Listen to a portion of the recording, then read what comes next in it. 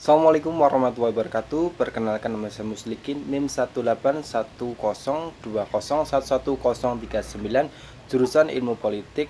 Tugas ini dibuat untuk memenuhi tugas ujian akhir semester KN13. Pertanyaan pertama. Dalam suatu riwayat bahwa Imam Syafi'i berpendapat mengirimkan pahala bacaan Al-Quran kepada mayit adalah tidak sampai. Bagaimana pendapat Anda? Jika kita perhatikan redaksi dari Al-Alamah Ibnu Abi Al-Is Al-Hanafi dan redaksi Al-Imam An-Nawawi ketika menyebutkan pendapat Al-Imam Asy-Syafi'i, maka akan kita temukan kalimat Al-Mansyur min Mazhabi Asy-Syafi'i.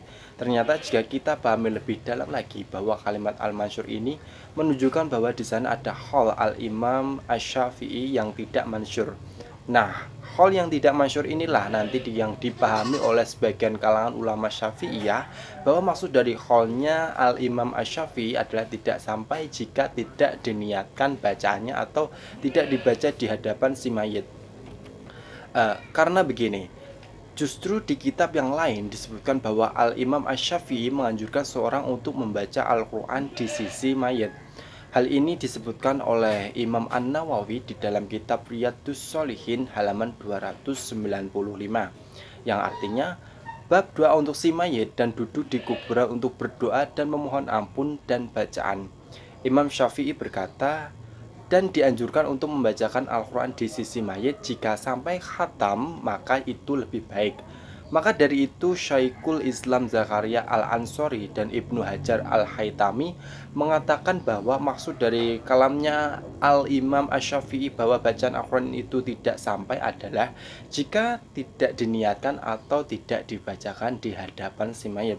Kemudian pertanyaan yang kedua menjelaskan dalil bolehnya holagoh zikir.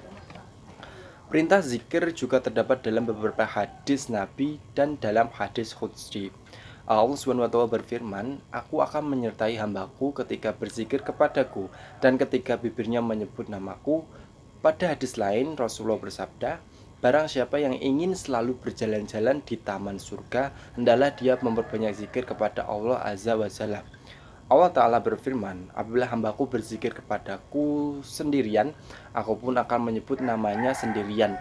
Apabila hambaku menyebut namaku dalam suatu kumpulan, aku pun akan menyebut namanya dalam kumpulan yang lebih utama dari kumpulan dia. Dan apabila dia mendekatiku satu hasta, aku akan mendekatinya satu siku. Apabila dia mendekatiku sambil berjalan, aku akan mendekatkan diri kepadanya sambil berlari."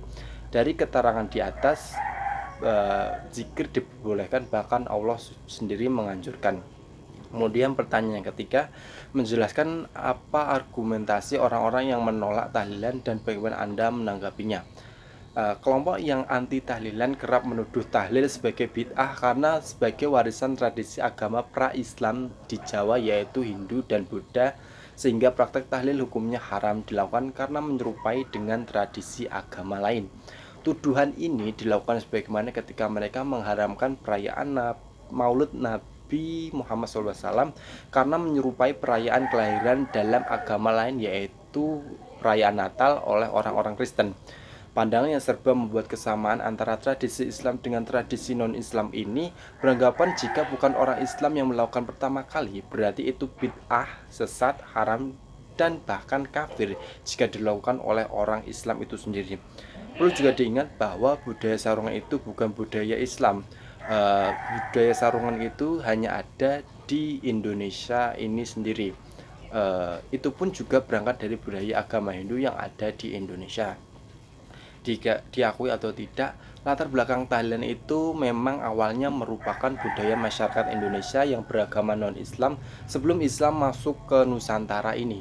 Namun karena di satu sisi Nabi Muhammad SAW, khususnya Islam sendiri yang memiliki sifat menghargai yaitu toleran, maka ekspansi Islam tidak dengan cara merusak dan meniadakan apa yang telah menjadi tradisi masyarakat non-Islam sebelumnya. Namun upaya ekspansi Islam ini dengan fleksibilitasnya mampu mengislamkan orang-orang Nusantara ini dengan mudah dan tanpa kekerasan. Tentunya kelenturan dan cara beradaptasi yang baik yang dijadikan senjata ampuh oleh penyebar Islam tempo dahulu. Kemudian pertanyaan yang terakhir yaitu keempat, apakah mengirim doa untuk mayat selama 7 hari, 40 hari, 100 hari, dan seterusnya adalah tradisi Hindu? Bagaimana Anda menanggapinya? Jelaskan dalil-dalil yang membolehkan amalan tersebut. Ibnu Jarir di dalam musnafnya berkata, dari Al-Harits Ibnu Abi Al-Harits dari Ubaid bin Umair, ia berkata, dua lelaki terfitnah, yakni mukmin dan munafik. Adapun orang mukmin terfitnah selama 7 hari, sedangkan orang munafik terfitnah selama 40 hari. Dengan demikian, tidaklah masalah menentukan hari-hari tertentu untuk melakukan amalan-amalan soleh, dan ini tidak hanya dalam hal tahlilan saja, termasuk kegiatan-kegiatan lainnya.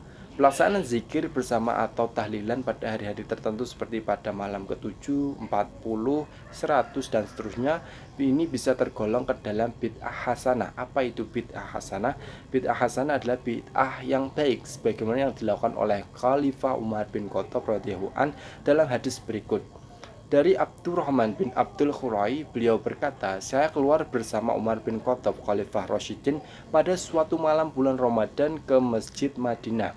Di dalam suatu masjid itu orang-orang sholat tarawih bercerai-berai.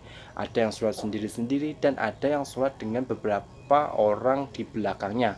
Maka Umar radhiyallahu an berkata, saya berpendapat akan mempersatukan orang-orang ini. Kalau disatukan dengan seorang imam, sesungguhnya lebih baik, serupa dengan sholat Rasulullah.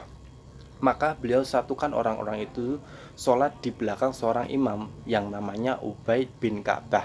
Kemudian pada suatu malam kami datang lagi ke masjid, lalu kami melihat orang sholat berjamaah di belakang seorang imam. Umar radhiyallahu berkata, ini adalah bid'ah yang baik. Sahih Bukhari juz 1 halaman 242. Mungkin itu yang bisa saya sampaikan. Terima kasih. Wassalamualaikum warahmatullahi wabarakatuh. Terima kasih.